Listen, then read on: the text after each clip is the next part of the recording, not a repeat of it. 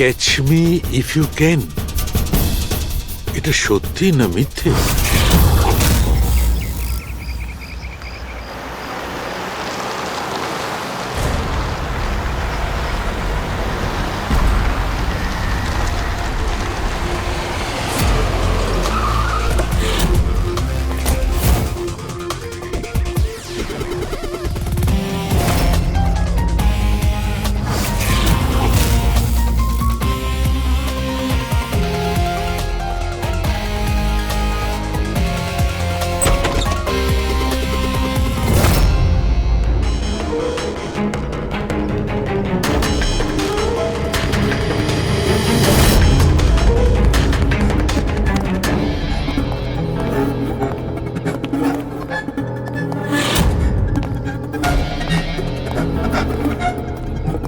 মাই god,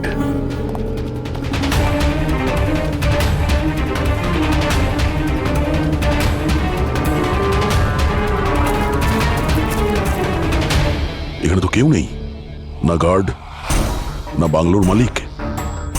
Pankaj, আশেপাশে খোঁজ নিয়ে দেখো এই বাংলোর মালিককে। কোনো ইনফরমেশন পেলে আমাকে জানাও। কি নৃশংসভাবে খুন করেছে, সারা শরীর ছুরি দিয়ে ক্ষতবিক্ষত করেছে, তাতেও ওর আশ মিটল না, আঙুলগুলোও কেটে দিয়েছে। এত রক্ত তো এই লাশের শরীরের হতেই পারে না।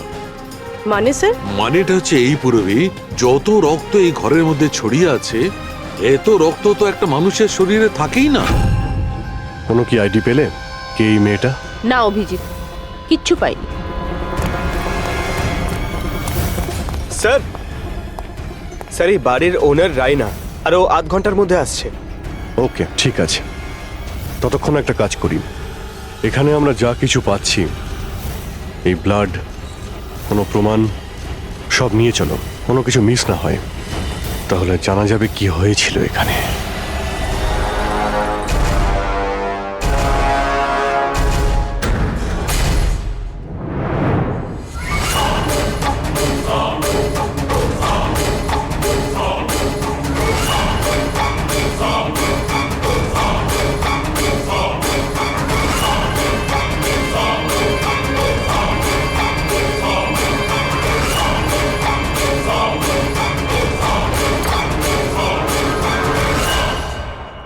এই ঘরে এত জিনিস পড়ে রয়েছে, যারা চিৎকার করে করে বলছে আমরা প্রমাণ, আমাদের তুলে নাও।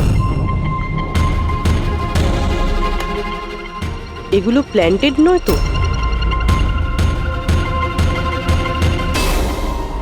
মানে খুনি আমাদের সাথে গেম খেলছে।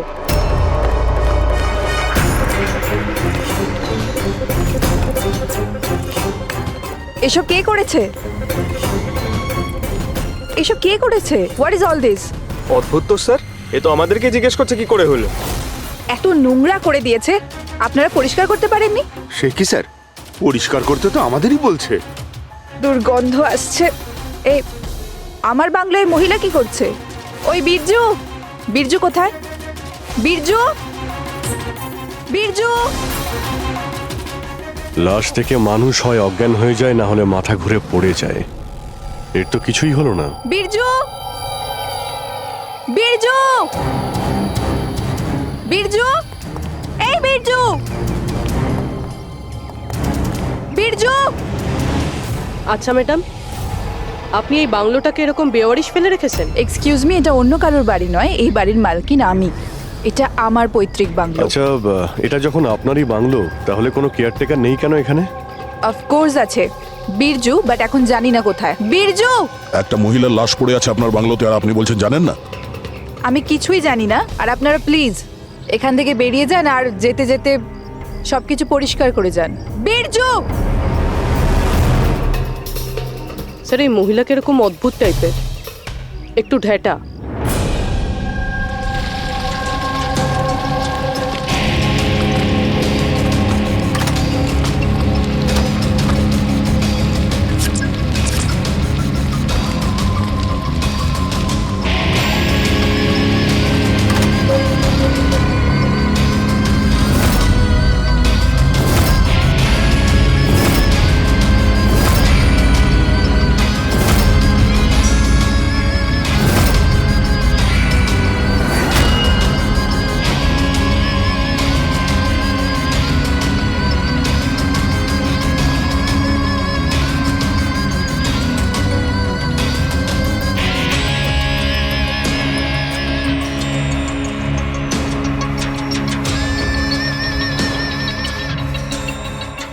একটা কেস আর 18টা প্রমাণ, আর খুনি প্রমাণগুলো এমন ভাবে সাজিয়েছে যে কিছুই বলার নেই। কিন্তু স্যার সমস্যা এটাই হলো যে এর মধ্যে কোনো প্রমাণই আমাদের কোনো কাজের নয়।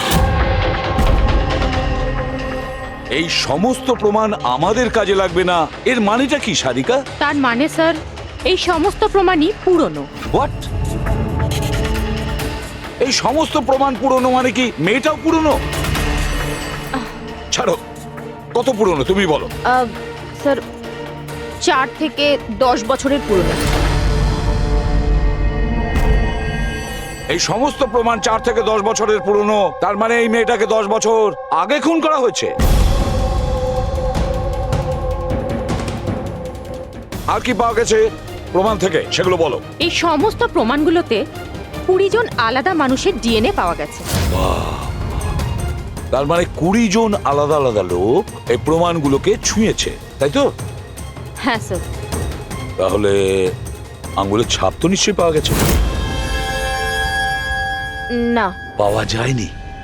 কিন্তু স্যার একটা খুব গুরুত্বপূর্ণ কথা জানা গেছে। ক্রাইম সিনে যে এত রক্ত পাওয়া গিয়েছিল, ওই রক্ত কোনো মানুষের নয়, বরং কোনো পশুর রক্ত ছিল। কি? ডক্টর সারিকা, এই মেয়েটার শরীরে যে রক্ত লেগেছিল সেটাও কি কোনো পশুরই? না না, এই মেয়েটার শরীরে আর জামা কাপড়ে যে রক্ত পাওয়া গিয়েছিল সেটা এরই আসল রক্ত। কিন্তু এটা ছাড়া ওখানে আর যা যা ছিল সমস্তটাই প্লান্ট করা হয়েছিল।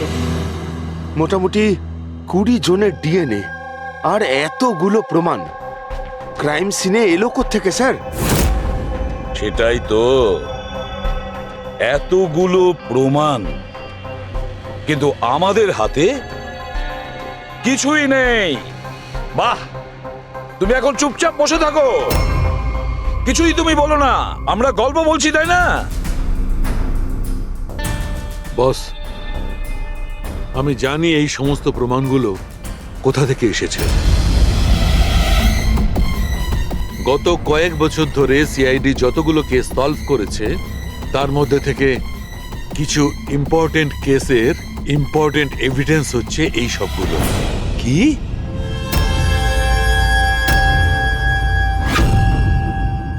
স্যার আমি ওই মহিলা আর তার বাড়ির ব্যাকগ্রাউন্ড সম্পর্কে সব চেক করলাম। ওর পরিবারের 2-3 জন খুনের অভিযোগে জেল খাটছে, আর ওই মহিলার বাইপোলার ডিসঅর্ডার আছে। তাইও এই ধরনের ব্যবহার করছিল। আর ওই যে কেয়ারটেকার ছিল বীরজু, ওর কি খবর? স্যার ওনার ফোনের লাস্ট লোকেশন ওই বাংলোর বাইরেটাই দেখাচ্ছে, তারপর থেকে অফ রয়েছে, খোঁজার চেষ্টা চলছে। অদ্ভুত ব্যাপার, ওই বাংলোতে এত কিছু ঘটে গেল আর ওই বাংলোর মালকিন কিছু জানেই না, কেয়ারটেকার উধাও। আচ্ছা, ও আবার অসুস্থতার আড়ালে কোনো গেম খেলছে না তো? হতে পারে, নজর রাখতে হবে ওর উপরে। পঙ্কজ, যে মেয়েটা লাশ পাওয়া গেছে তার ব্যাপারে জানতে পারলে কিছু? স্যার সব পুলিশ স্টেশন, নিউজ পেপার আর নিউজ চ্যানেলে পাঠিয়ে দিয়েছি, কিছুক্ষণের মধ্যে জানতে পেরে যাবো স্যার। চালু খেয়ে আমাদের পুরনো কেসের প্রমাণগুলো ওখানে কি করে গেল? চুপ করে বসে থাকলে হবে না, আমার উত্তর চাই। তুমি ফরেনসিক সার্জন, তুমি এই ফরেনসিক ডিপার্টমেন্টের ইনচার্জ, নিজের দায়িত্ব এড়িয়ে যেতে পারো না। ছাড়ো তো। আমি আমার দায়িত্বটা খুব ভালো করে কি জানি। করেছো দেখতেই পাচ্ছি। তাহলে এটা বলো, আমাদের পুরনো এভিডেন্স আমাদের রেকর্ড থেকে উধাও হলো কি করে? বস একটা কাজ করছি, রেকর্ড রুমে গিয়ে ওখানে জিজ্ঞাসাবাদ করি, জানতে পারা যাবে বস ওখানে কি গন্ডগোল হয়েছে। প্লিজ। এতগুলো প্রমাণ কিভাবে উধাও হলো আপনারা জানতেন না? প্রমাণগুলো কত ইম্পর্টেন্ট।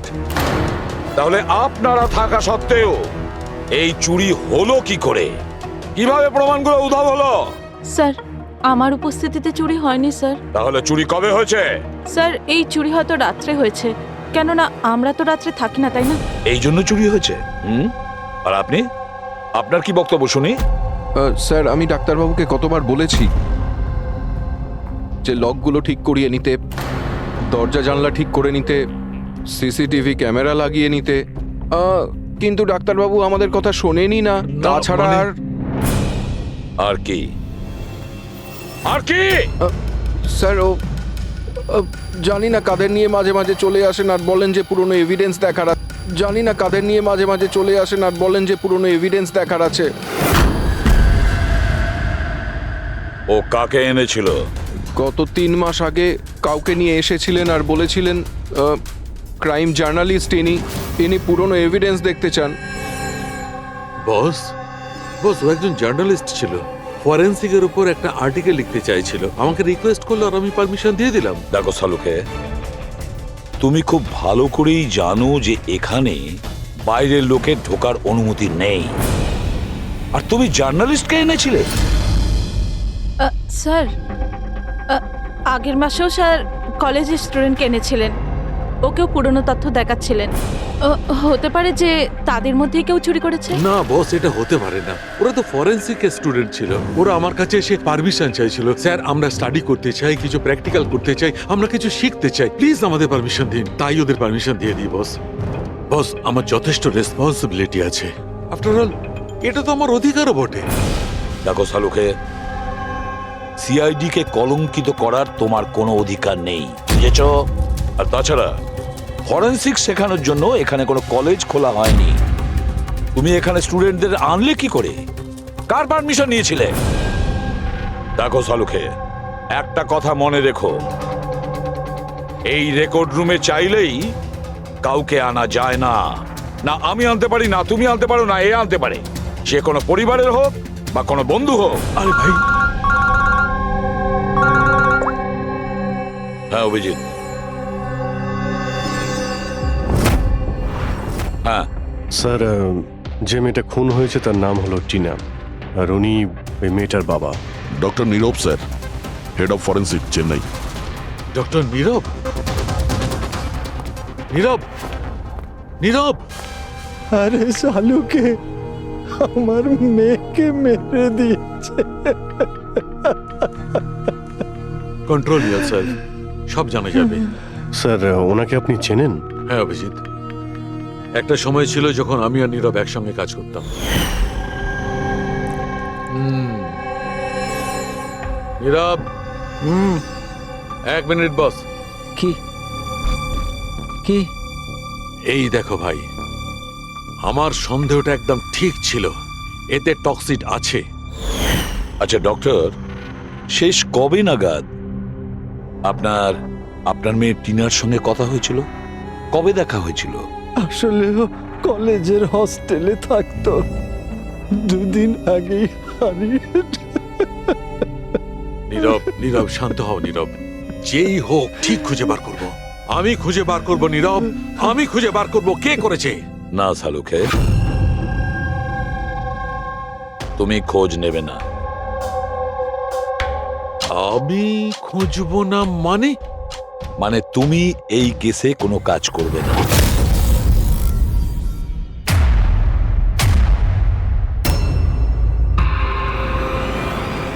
কেন? কারণ তোমার গাফিলতির জন্য ফরেনসিক রেকর্ড রুম থেকে প্রমাণ চুরি হয়ে গেছে। সালুকে, ইউ আর সাসপেন্ডেড যতক্ষণ না কেস সলভ হচ্ছে।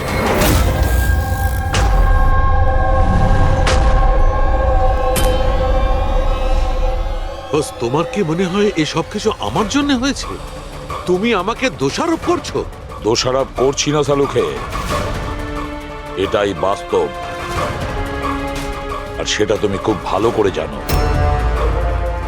যদি না তোমার বন্ধু জার্নালিস্টকে ফরেনসিক রেকর্ড রুমে নিয়ে যেতে, না ওই স্টুডেন্টদের নিয়ে যেতে যাদের জন্য এই ঘটনা ঘটেছে, সেই জন্য তোমাকে সাসপেন্ড করতে হলো।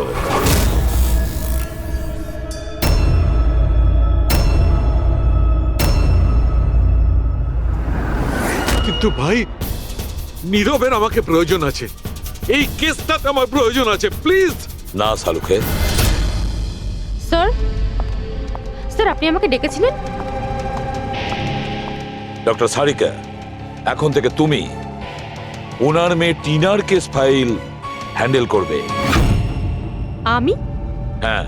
কিন্তু স্যার, দয়া, অভিজিৎ, সালুকের বন্ধু জার্নালিস্ট আর ওই স্টুডেন্টগুলো যারা ফরেন্সিক রেকর্ড রুমে এসেছিল সবার খুব ভালো করে এনকোয়ারি করো, খুব ভালো করে। Sir, doctor সালুকে, doctor সালুকে,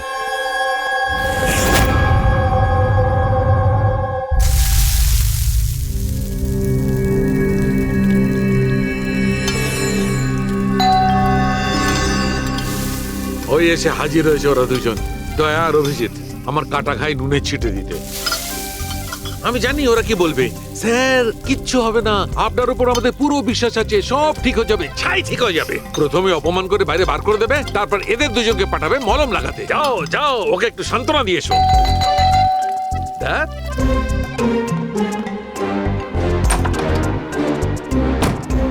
high. Morning.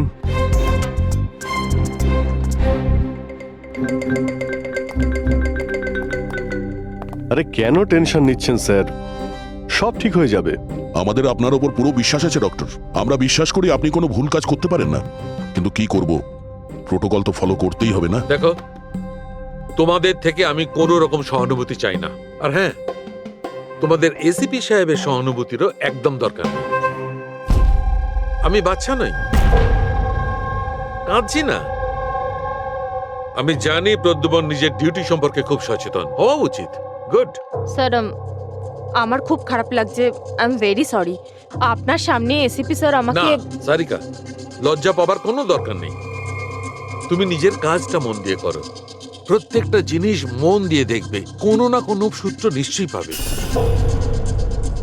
আমরা যা কিছু স্পর্শ করি আমাদের ছাপ রেখে যাই। রিমেম্বার, এভরি কন্ট্যাক্ট লিভস এ ট্রেস বিহাইন্ড। ব্যাস, এই ফর্মুলাটা ফলো করবে। আর হ্যাঁ, যতদিন এই কেসটা সলভ না হয়, প্লিজ এখানে আসবে না। স্যার, আমি জানি আমি নিরপরাধ, আর আমি সেটা প্রমাণ করেই ছাড়ব। ততদিন পর্যন্ত প্লিজ লিভ মি অ্যালোন। তোমরা কেসটা মন দিয়ে করো।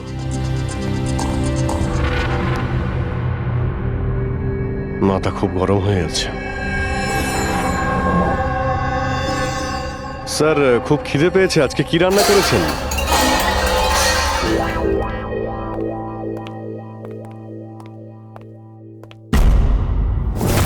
স্যার, হুম, এই জার্নালিস্ট শুনেছি খুবই অভদ্র একটা মানুষ। 3 মাস আগে নাকি ডক্টর নীরবের সঙ্গে ওনার ঝামেলাও হয়েছিল। দেখছি কতটা টেরা লোকে। স্যার, আপনাদের ভেতরে ডাকছে। Thank you.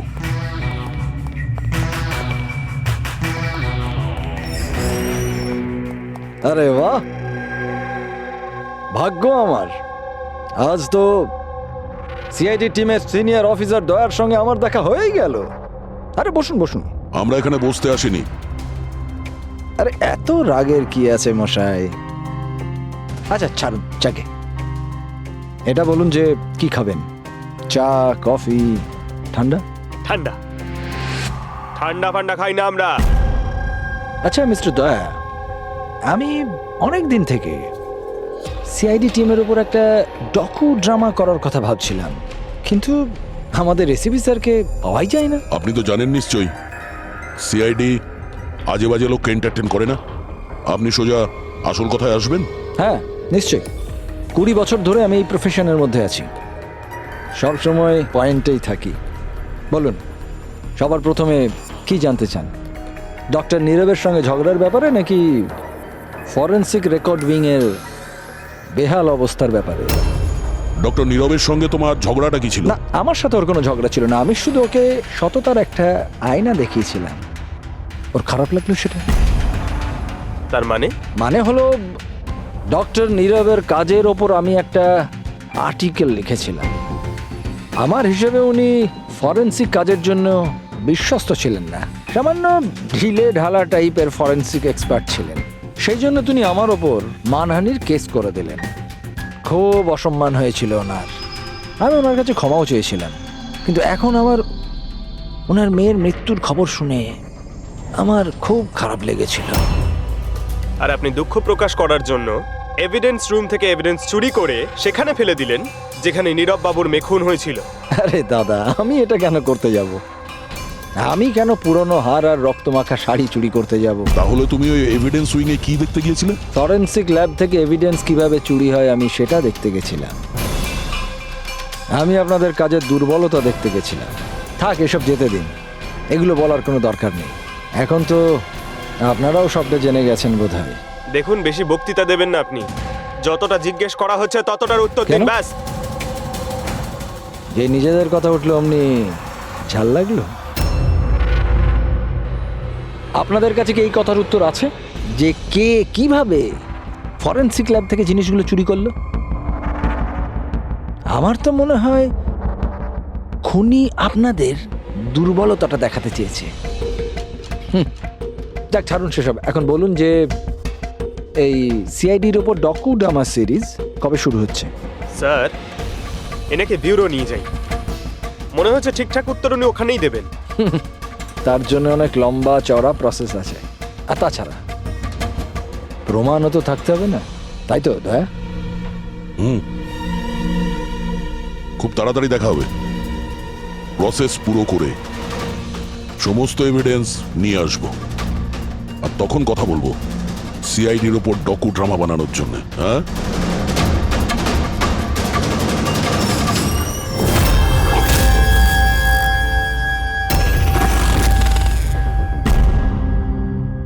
Doctor Narayani, yes, হ্যাঁ বলুন। আমরা সিআইডি থেকে একটা কেসের ব্যাপারে আপনার সাথে কথা বলতে চাই। নিশ্চয়ই বলুন। যে স্টুডেন্টগুলো গত মাসে ফরেন্সিক রেকর্ড রুম দেখতে গিয়েছিল তারা প্রত্যেকেই চুরি আর খুনের দায়ে সাসপেক্ট। হোয়াট? অফিসার, আপনার নিশ্চয়ই কোথাও ভুল হচ্ছে। আমাদের স্টুডেন্ট কখনো এরকম করতে পারে না। আমরাও সেটা আশা করি যে ওরা কিছু করেনি, কিন্তু খুন তো হয়েছে আর ওরা প্রত্যেকেই অভিযুক্ত। দেখুন, আমাদের বাচ্চারা শুধুমাত্র এডুকেশন ট্যুরের জন্য গেছিল, আর আপনারা ওদের সন্দেহ করছেন? আমাদের কাজ হচ্ছে কেসটা সলভ করা আর অপরাধীকে উপযুক্ত শাস্তি দেওয়া। আপনি প্লিজ ওই 10 জন স্টুডেন্টকে ডাকুন, আমরা তাদের জিজ্ঞাসাবাদ করব আর তাদের আঙুলের ছাপ নেব। দেখুন, ব্যাপারটা বুঝুন, ওরা স্টুডেন্ট।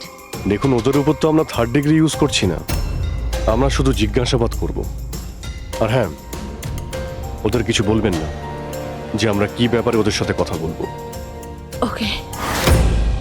ফরেন্সিক রেকর্ড রুম দেখে তোমাদের কেমন লেগেছিল? স্যার, আমার তো দম আটকে যাচ্ছিল ওখানে। ওটা কোনো জায়গা হলো? পুরনো দাঁত, হাড়, রক্তে মাখা কাপড়। আমার তো এই জায়গাটা একদম ভালো লাগেনি, খুব অদ্ভুত অনুভূতি হচ্ছিল। তোমার কি সবসময় সর্দি কাশি হয়? না ম্যাম, মাঝে মাঝে হয়। স্যার, আমার কাছে ওই জায়গাটা সম্পূর্ণ ইউজলেস ছিল। দেখাশোনা নেই, না কোনো প্রমাণ আছে ঠিক মতো।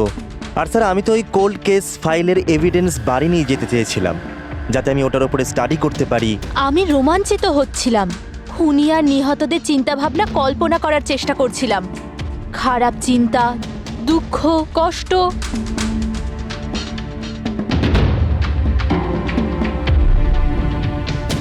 স্যার, এখানে তো 9 জন রয়েছে, একজন নেই। হ্যাঁ, আজকে একজন স্টুডেন্ট অ্যাবসেন্ট আছে, ওর শরীর ঠিক নেই। সে কে? কি নাম তার? সারিকা। সারিকা? ওর ব্যাপারে পুরো ডিটেলসটা চাই। হ্যাঁ সারিকা, কিছু কি পাওয়া গেল? দেখো, আমাদের হাতে কিন্তু সময় নেই। স্যার, আমি বারবার চেষ্টা করছি যদি কোনো প্রমাণ হাতে পেয়ে যাই, যাতে সালু খেসার যে নির্দোষ এটা প্রমাণিত হয়। যাই হোক না কেন, কিছু না কিছু তো ঘটেছে। যারা সালুখেকে ফাঁসানোর চেষ্টা করেছে, কে হতে পারে আর কেনই বা সে করছে? স্যার, আপনি এটা জানেন, তবুও সালু খেসারকে বের করে দিলেন। সারিকা, আমি সেটাই করেছি যেটা আইনত। না হলে সালুখেকে আমি... কি স্যার, কি আপনি কি? খুনি খুব বড় ভুল করেছে। কি ভুল স্যার? যখন তোমরা ওখানে গিয়েছিলে, ওই বাড়ির ভেতর ঘুরছিলে, ভেতর থেকে বাইরে, বাইরে থেকে ভেতরে, সব জায়গায় যখন প্রমাণ খুঁজে বার করছিলে, তখন ফেডরিক, তখন তুমি চিহ্ন ছেড়ে যাচ্ছিলে। তোমার হাতের চিহ্ন, পায়ের চিহ্ন, আরো অনেক ছোট ছোট জিনিস। যেগুলো তোমাদের অগোচরেই ঘটছিল। আর খুনি ঠিক একইভাবে ওখানে তার চিহ্ন ছেড়ে গেছে, এমন চিহ্ন যেগুলো আমরা ট্রেস করতে পারি। ট্রেসেবল চিহ্ন? সারিকা, আমরা যা কিছু স্পর্শ করি আমাদের ছাপ রেখে যাই। রিমেম্বার, এভরি কন্ট্যাক্ট লিভস এ ট্রেস বিহাইন্ড। স্যার আমাকে হিন্ট দিয়েছিলেন, কিন্তু আমি বুঝতে পারিনি কেন।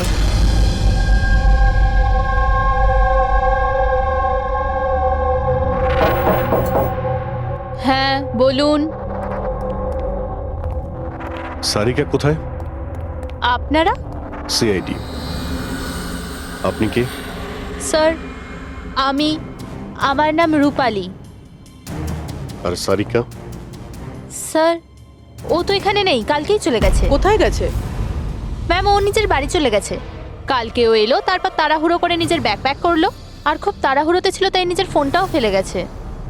কোনো কারণ কি বললো এত তাড়াহুড়ো করে বাড়ি যাওয়ার জন্য? হ্যাঁ স্যার, ও বলছিল যে ওর বাড়ির কোনো লোক অসুস্থ আছে। কি?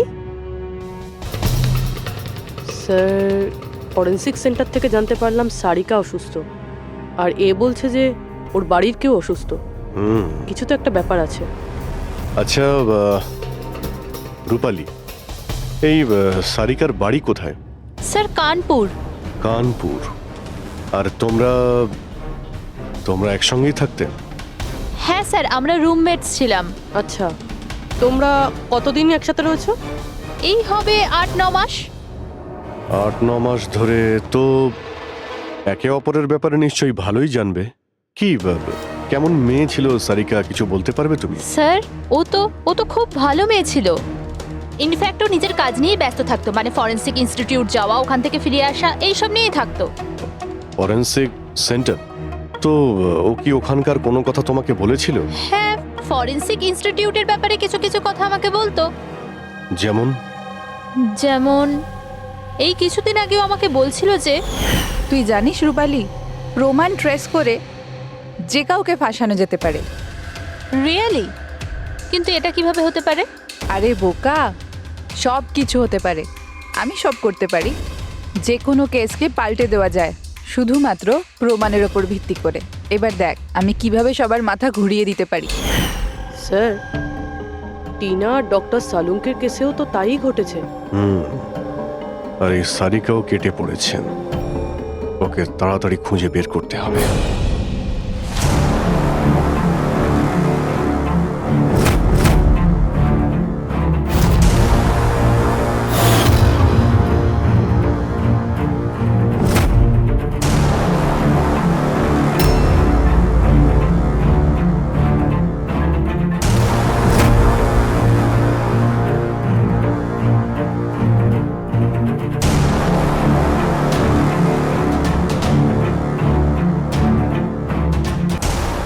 সারিকা,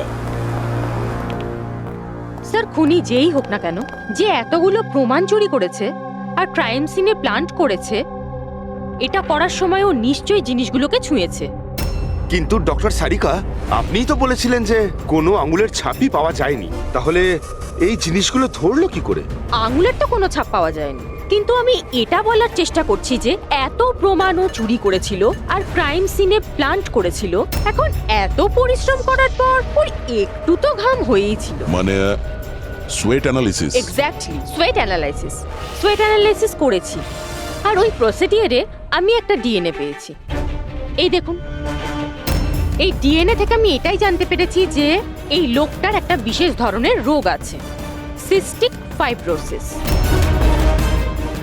এটা কি ধরনের অসুখ? এটা একটা জেনেটিক রোগ পুরবি। এই রোগটা থেকে মানুষের বডি অর্গানস যেমন কিডনি, লাংস, প্যানক্রিয়াস, ইন্টেস্টাইন সব ড্যামেজ হতে থাকে। কিন্তু ডক্টর সারিকা, এই রোগটা চেনা যায় কিভাবে? মানে কোনো সিমটমস তো আছে? সিমটমস আছে। যদি এই রোগটা অনেক বছর ধরে থাকে তাহলে সেই মানুষটার গ্রোথ পুয়ার হয়ে যায়, ফ্যাটি স্টুলস হতে থাকে, শ্বাস নিতে প্রবলেম হয়, খুব কাশি হয়, ইনফ্যাক্ট সাইনাস ইনফেকশন হতে পারে।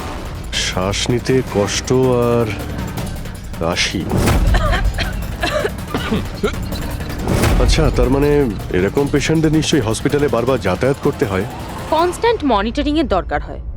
ব্যাস, তাহলে অভিজিৎ, শহরে যতগুলো হসপিটাল আছে সেখানে গিয়ে খোঁজ নাও এই ধরনের রুগী কজন আছে, আর তাদের মধ্যে কি এমন কোনো পেশেন্ট আছে যার আমাদের এই কেসের সঙ্গে কোনো সম্পর্ক আছে।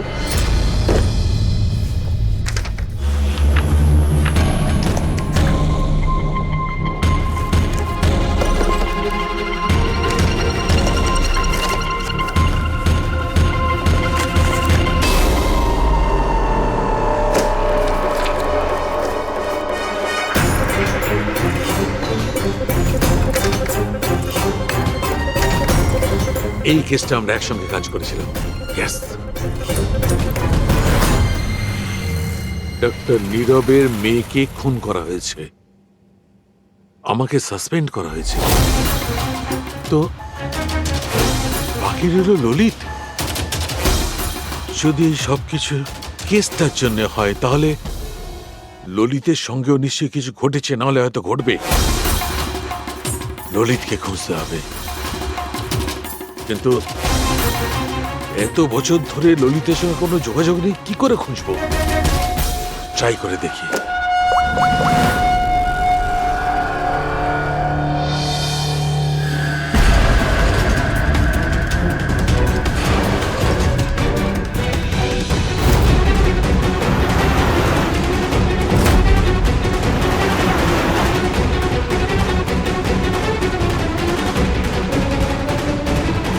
আর ইউ শিওর এটা ওনার ছবি?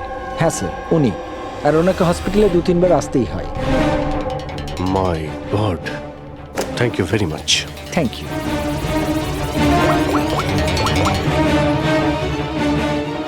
দয়া, খুনির ব্যাপারে জানতে পেরেছি। কি ডক্টর ললিত মারা গেছেন 5 বছর আগে? হ্যাঁ স্যার, আপনারা মেয়ের সাথে দেখা করতে পারেন। কোথায় ওর মেয়ে? আমি কথা বলতে পারি? সে তো মুম্বাইতে আছে স্যার, সারিকা নাম ওর। সারিকা? হ্যাঁ sir. Okay, thank you. Sarika মুম্বাইতে।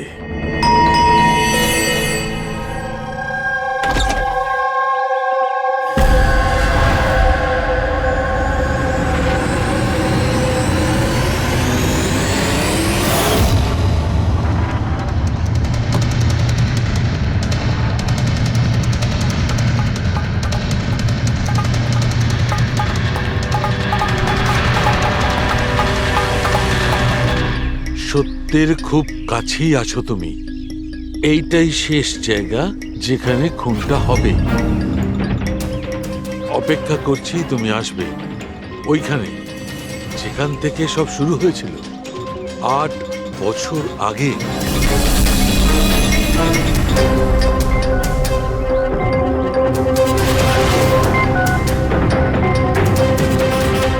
বছর আগে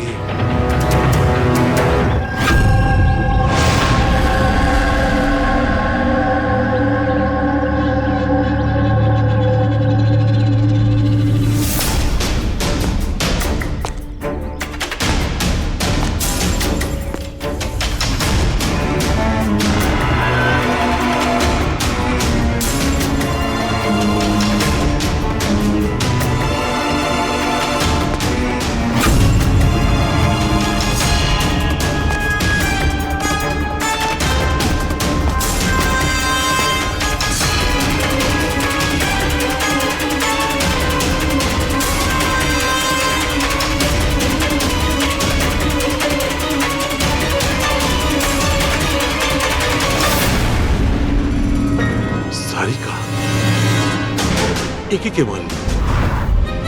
হঠাৎ আলোটা নিভে গেল কেন?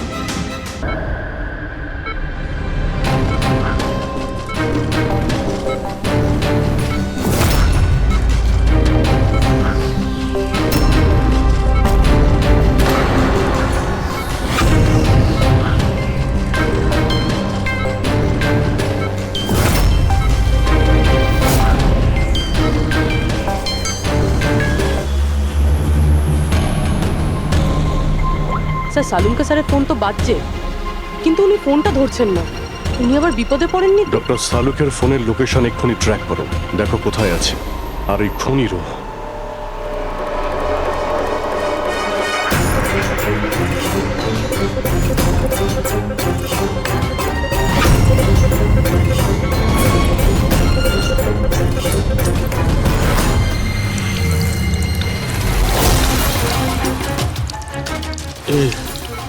এসব কি করছো? তোমার মৃত্যু আস্তে আস্তে আর খুবই কষ্টদায়ক।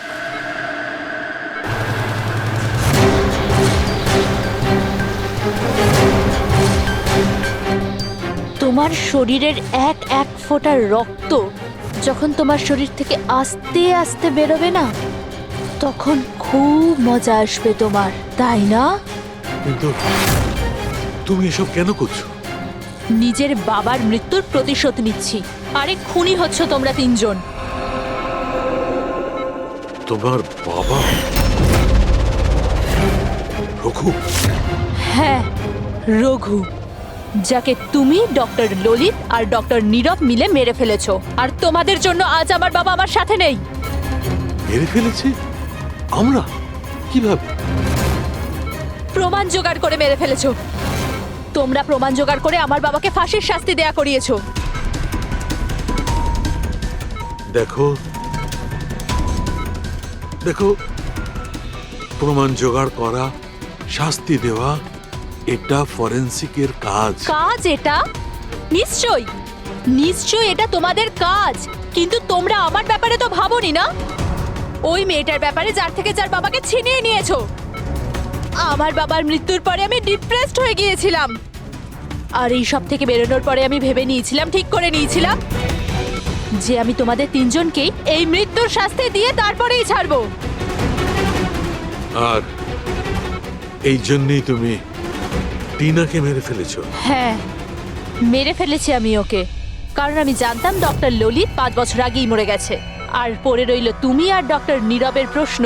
তো আমি জানতাম যে ডক্টর নীরব নিজের মেয়ে টিনাকে খুব বেশি ভালোবাসে। টিনার মরে যাওয়ার পর ও নিজেই নিজেকে মেরে ফেলবে। আর তুমি, আর পড়ে রইল তোমার প্রশ্ন, তুমি তোমার ফরেনসিক অফিসকে খুব ভালোবাসো। যখন ওখান থেকে তোমাকে ধাক্কা মেরে অপমান করে বার করে দেবে, তখন তো তুমি নিজেকেই নিজে মেরে ফেলবে। কিন্তু সারিকা তোমার কি ক্ষতি করেছিল?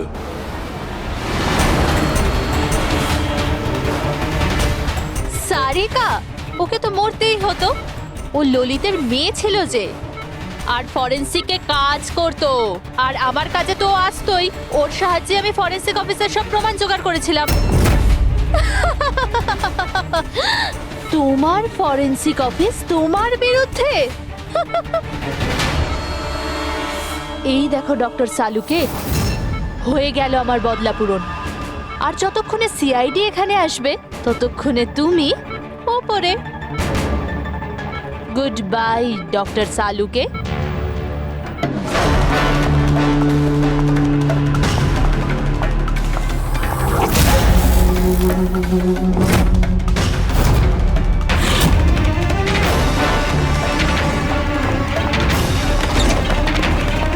রূপালী, খেলা শেষ তোমার। আমার খেলা শেষ নাকি সালুকের? বাঁচাতে পারবে তো তোমরা? তো বাঁচিয়ে নাও। রক্তের ঋণ তো চাপিয়ে দিলে বস আমার উপর। রক্তের ঋণ তো চাপাইনি আমি তোমার ওপর, আমি তো বরং তোমার ঋণ শোধ করলাম। অপরাধীদের শাস্তি দিতে সাহায্য করেছিলে, সেই ঋণ এবার শোধ করে দিলাম। আচ্ছা শোনো, অনেক রেস্ট হয়েছে, এবার কাজে লেগে পড়ো। তাড়াতাড়ি সুস্থ হয়ে উঠুন। সারিকা একা লাশগুলোর সঙ্গে কথা বলছে। ওহো, সারিকা, অভিজিৎ তো তোমার খুব প্রশংসা করছে। দেখো ভাই, এখন 1 সপ্তাহ তো আমি এখান থেকে নড়ছি না বস। এক কাজ করো না, ততদিন সারিকাকে দিয়ে কাজটা করিয়ে নাও। ঠিক আছে, তাহলে বিশ্রাম নিন। Silence please. হ্যাঁ? সালুকে, হ্যাঁ। সাইলেন্ট, চুপ। এই আমি যদি ছুটি নিই তাহলে আবার কিচ্ছু যায় আসে না, কিন্তু আমার বাড়ির কাজের লোক যদি ছুটি নেয় তাহলে আমার জীবনটা নরক হয়ে ওঠে। খুব লেট হয়ে গেছে। আরে ভাই, একে ল্যাবে যেতে দেরি হয়ে গেল, তার উপর আবার কে এলো?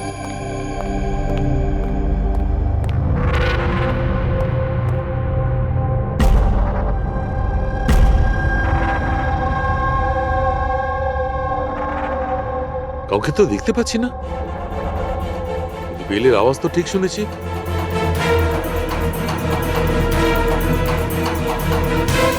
চোখে কাউকে দেখা যাচ্ছে না, কিন্তু কানে শোনা গেল কোনো গন্ডগোল আছে।